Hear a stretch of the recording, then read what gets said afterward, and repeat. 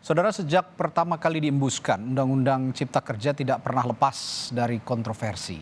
Presiden Joko Widodo menerbitkan Perpu Cipta Kerja nomor 2 tahun 2022 menggantikan Undang-Undang Cipta Kerja yang sebelumnya. Pemerintah meyakini Perpu Cipta Kerja dapat memperbaiki iklim investasi di dalam negeri. Benarkah demikian? Kita bahas bersama Profesor Nindyo Pramono, Guru Besar Hukum Bisnis Universitas Gadjah Mada yang siang hari ini sudah hadir di studio Kompas TV. Selamat siang Prof, terima kasih sudah hadir di Kompas Siang. Selamat siang Mas Edi. Bahas soal perubahan Undang-Undang Cipta Kerja yang menjadi Perpu saat ini diubah oleh Presiden jadi Perpu. Seberapa besar urgensi pemerintah dalam hal ini Presiden mengubah Undang-Undang Cipta Kerja yang sudah ada sebelumnya Prof sebenarnya?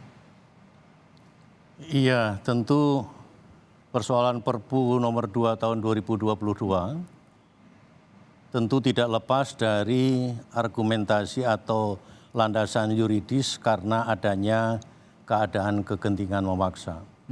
Bahasa Undang-Undang Dasar di pasal 22 ayat 1 itu memang Presiden punya kewenangan untuk menerbitkan Perpu kalau situasi negara ada alasan tentang keadaan kegentingan memaksa.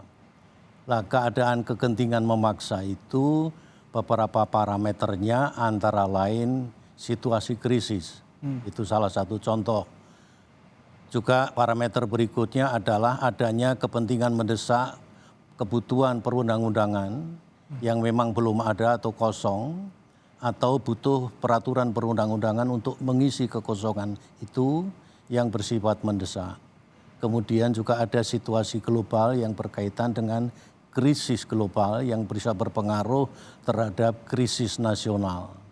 Ya. Itu bagian dari pertimbangan, contoh-contoh pertimbangan tentang kegentingan memaksa. Termasuk dalam juga resesi ya, Prof? Resesi itu, ya itulah yang jadi pertimbangan. Kemudian pemerintah menerbitkan Perpu nomor 2 tahun 2022 sebagai pengganti Undang-Undang Cipta Kerja yang kemarin dinyatakan inkonstitusional bersyarat oleh Mahkamah Konstitusi. Artinya Anda menyebutkan berulang kali tadi sebuah kegentingan yang ada di negara kita saat ini, terutama juga di global begitu. Ya. Berbicara soal kegentingan dan resesi yang kita singgung tadi sebelumnya, artinya pemerintah pada menyusun Undang-Undang Cipta Kerja sama sekali tidak menyangka akan atau memprediksi akan ada kegentingan seperti ini atau resesi seperti sekarang ini, Prof ya? Justru dampak dari stagflasi global. Ya, jadi krisis global yang kita kenal dengan stagflasi itu sudah berpengaruh terhadap situasi perekonomian di negara kita. Pemerintah menurut saya mempertimbangkan tidak ingin kembali kepada situasi lama. Terjadi krisis dulu baru kita tergesa-gesa atau kita kelabakan untuk membuat peraturan perundang-undangan atau mengatasi krisis. Nah, kita akan mengantisipasi itu. Itulah pertimbangannya. Jadi krisis global antara lain juga pengaruh krisis global itu menjadi pertimbangan. Juga pengaruh daripada situasi global yang sudah menjurus, sudah mempengaruhi situasi perekonomian di negara kita. Ya, jadi supply pasok pangan dan lain sebagainya sudah berdampak ke negara kita. Iya, tapi pertanyaannya Prof, mengapa pemerintah harus buru-buru menerbitkan Perpu ini padahal pandemi juga belum sebelumnya sepenuhnya pulih begitu dan situasinya juga masih harus membutuhkan payung hukum yang lama begitu? Menurut saya bukan buru-buru sebenarnya, karena justru dampak dari stagflasi global yang sudah nampak di depan mata kita, pemerintah mengantisipasi itu. Kalau dibuat peraturan perundang-undangan dengan metode yang konvensional, salah satu contoh sebenarnya kemarin itu kan hanya soal prosedur yang dipersoalkan oleh Mahkamah Konstitusi. Substance sebenarnya tidak begitu menjadi masalah kecuali dua hal tadi yang tentang tenaga kerja dan sertifikasi halal. Lainnya sebenarnya banyak peraturan perundang-undangan yang itu tidak mendukung iklim investasi, Mas Adi. Ada sekitar 78 peraturan perundang-undangan di berbagai sektor, baik pertambangan, pertanian, kehutanan, perizinan yang itu sering menjadi masalah besar ya bagi para investor, baik investor luar negeri maupun investor domestik. ya mempersoalkan tentang mekanisme perizinan yang tidak mendukung iklim investasi. Oke. Itu sudah di depan kita. Kalau itu mau diselesaikan secara konvensional, satu persatu peraturan perundang-undangan yang diinventarisasi ada sekitar 78.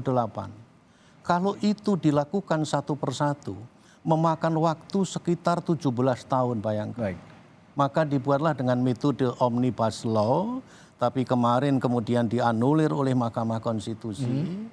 Kemudian Undang-Undang Nomor 12 Tahun 2011 tentang pembentukan peraturan perundang-undangan diperbaiki dengan Undang-Undang Nomor 13 Tahun 2022 dengan memasukkan metode omnibus law. Kemudian sekarang tinggal bagaimana memperbaiki Undang-Undang Cipta Kerja. Ya. Baik. Nah, pengaruh dari stagflasi global sudah masuk ke negara kita, maka kita mengantisipasi itu, kemudian pemerintah mengambil keputusan menerbitkan Perpu itu. Ya. Alasan tentang kegentingan memaksa itu betul-betul sepenuhnya berada pada diskresi presiden. Ya, ini poin pembahasan kita berikutnya soal iklim investasi yang Ya. Prof singgung tadi.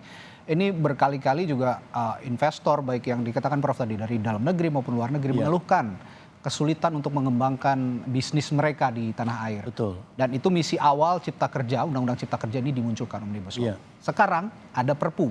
Iya. Artinya ada perubahan dan penyesuaian dari peraturan di beberapa poin begitu. Betul. Apakah iklim investasi melalui Perpu yang sudah ada ini akan semakin memperbaiki ataukah justru ada beberapa perubahan-perubahan yang harus disesuaikan oleh para investor? Tapi jangan dijawab dulu, Prof Nindyo, kita akan bahas hal ini setelah jeda. Tetaplah bersama kami di Kompas Siang.